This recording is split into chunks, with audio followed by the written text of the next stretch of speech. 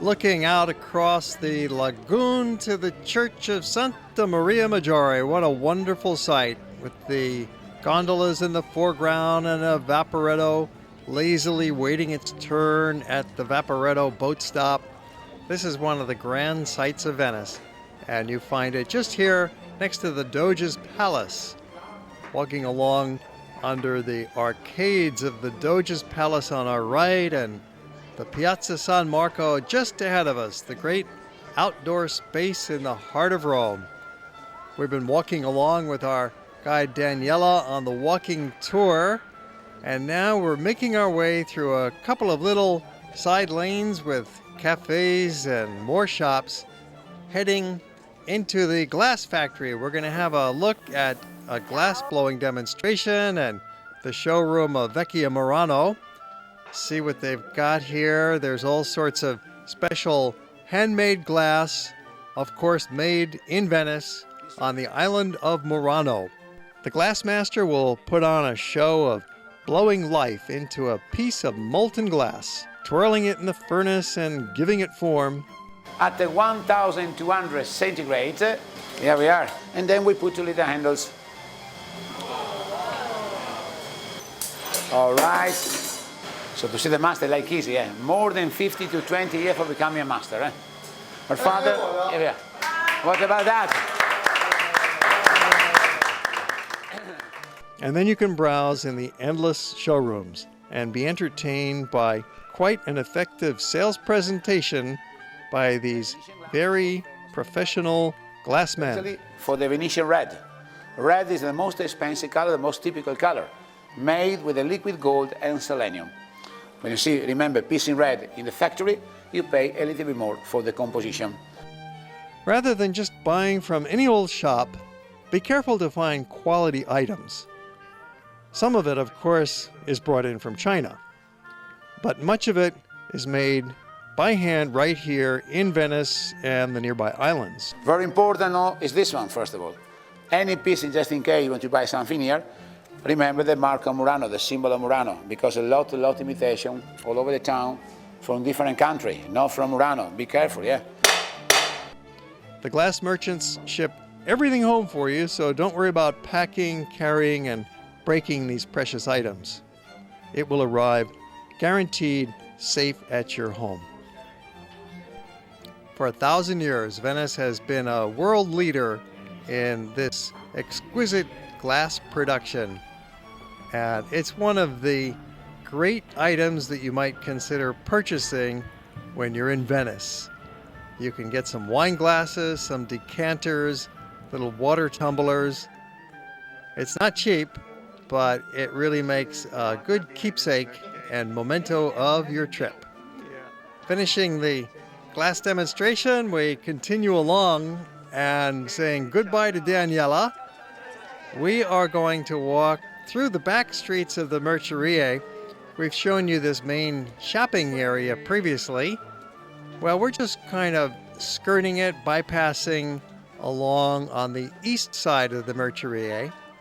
It's really the big shopping mall in the heart of Venice, about 25 square blocks of retail heaven. There's a few shops here and there, and wonderful bridges and the little canals and scenery and the pastel-colored buildings. There's a handmade sign pointing us towards the Rialto. You can get a little lost here, but you just follow the crowd, follow your nose, and you will soon find your way as our Hawaii group just enjoys their little adventure. It's about a 20-minute walk, taking it easy to get from Piazza San Marco over to the Rialto. And that's where we're heading. You notice how narrow these alleys are, but there's enough room for two-way traffic, pedestrian traffic only, and then the streets get a little bit wider here and there. And with more shops, that's when you know you're on more of a main thoroughfare, of course, if it's wider and has plenty of shops and a lot more people. But those little narrow lanes with no shops are also quite interesting to duck into now and then, and we're going to show you a lot more of that in our visit to Venice. We stay for a couple of days, which really gives a chance to see not only the main touristic highlights, which you don't want to miss, of course. But then into these other little streets with a mix of locals, some tourists, some souvenir shops, and shops for the local people as well. There's so many places to eat here, so many choices. Trattoria, there's cafes, snack bar, fancy restaurants, takeout, you can get sandwiches to go, all different price ranges to suit your own particular interest. And we'll be, in a moment, showing you one of our favorite budget eateries, the Rosticeria. It's coming up a few blocks ahead. It seems as the blocks keep going by, we're just walking along. It's the perfect place for walking. There is no other town in the world with such a large zone for pedestrians only. Of course, no cars allowed here. There's no buses, no trucks, and quite a few local people. It isn't strictly 100% tourist, especially later in the day. In the early evening, the atmosphere really begins to change. Now we have arrived at the Rosticeria, and it's not very crowded, lucky us, for a tasty and inexpensive meal. One of the best places to eat is this little place in Venice. It's called the Rosticeria San Bartolomeo. It's right off of the Campo San Bartolomeo near the Rialto Bridge. It's open every day now for lunch and for dinner, and the food is unreal, and the price is very cheap. This is really one of the best food values in Europe. There are lots of these hidden little treasures in Venice, the little bars, the little cafes, and the gourmet restaurants. You just have to find them. Big plate of eggplant parmesan, or you can get risotto, one of their specialties, or spaghetti if you wish, lasagna, fantastic foods. Well, after lunch, we're going to walk out into the adjacent Campo San Bartolomeo, a busy spot right near the Rialto Bridge. And then we're going to walk towards the train station along a main route.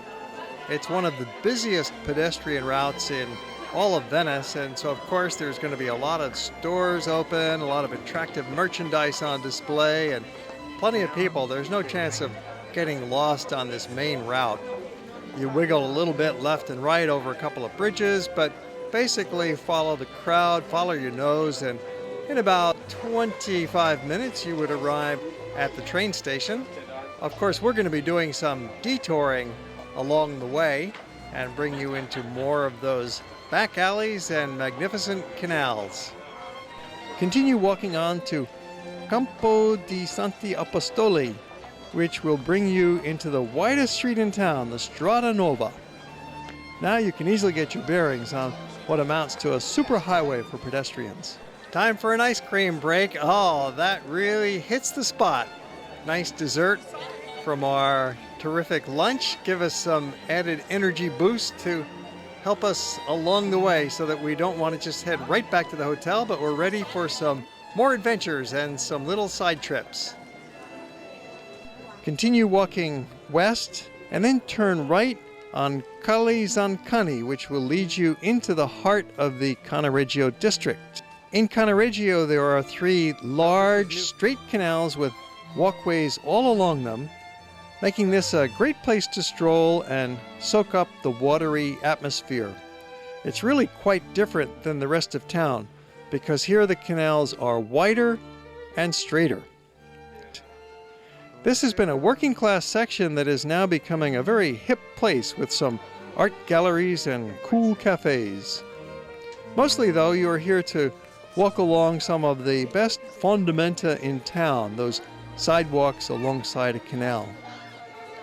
A bizarre paradox is that you could come to Venice and hardly ever see a canal if you walk in the wrong alleys. But when you're on a fondamenta, you always have a nice view of the water. And isn't that what Venice is all about? You'll also pass the Campo di Ghetto Nuovo, which is the main square of this part of town, and it's surrounded by 6-story buildings, very tall for Venice. You're now in the world's first ghetto, a term derived from the Venetian word ghetto, which means foundry, because the blast furnaces for making glass and other products used to be here. This area then became the neighborhood that the Jewish merchants were required to live in during the 16th and 17th century. It was a crowded compound that was actually locked up at night. Today, this is a relatively less expensive part of town to live in, but of course there are no cheap rents in Venice. You'll notice on the Campo that locals love to come out here, hang out, pass the time of day, bring their kids in the baby buggies. The infants and youth run around, maybe kicking a soccer ball. This is the playing field. They don't have grass playing fields and parks in Venice. They have the open squares they call campi. And this Campo di Ghetto is one of the finest. When you hear the word ghetto, you might think of a slum, but you can see this is no slum at all. It's a wonderful spot. It's a major residential neighborhood of Venice, and every evening the local folks are out here gathering, the kids are playing, the restaurants are open. We've had our look. Now we're going to continue walking back towards our hotel, passing the Jewish synagogue.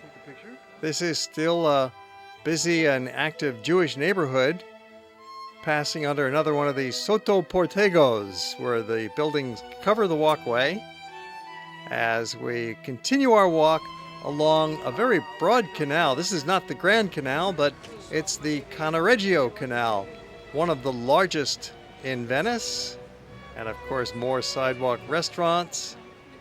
There's a lot of fresh fish on offer in these wonderful restaurants.